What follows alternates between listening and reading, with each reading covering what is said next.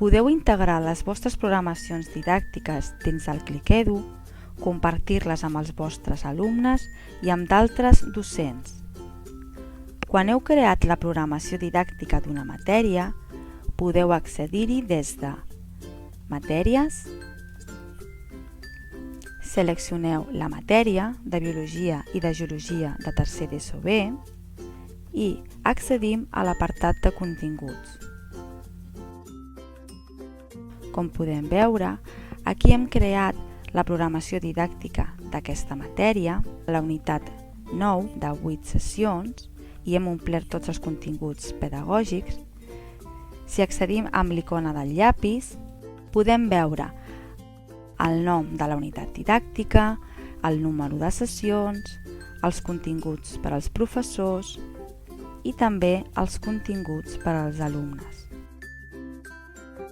A la pestanya d'elements genèrics hi trobarem els objectius i els criteris d'avaluació que han decidit fer visibles als alumnes i als responsables.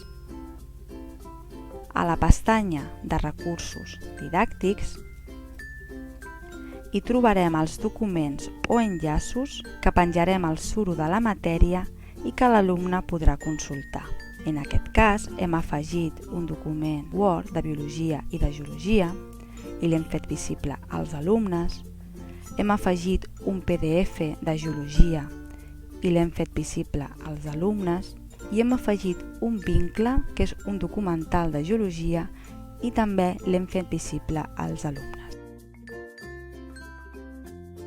L'alumne i els responsables poden consultar la programació didàctica des de Sumari, Les meves matèries,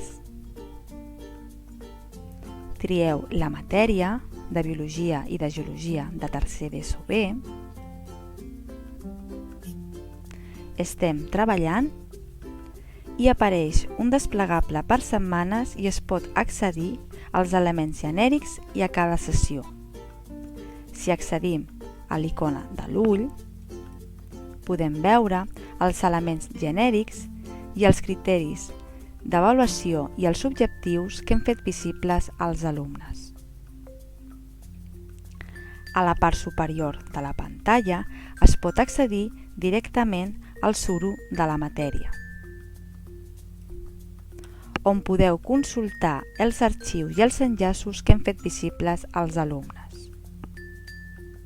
Recordeu que podeu mostrar la part de la programació que considereu necessària per la vostra tasca docent.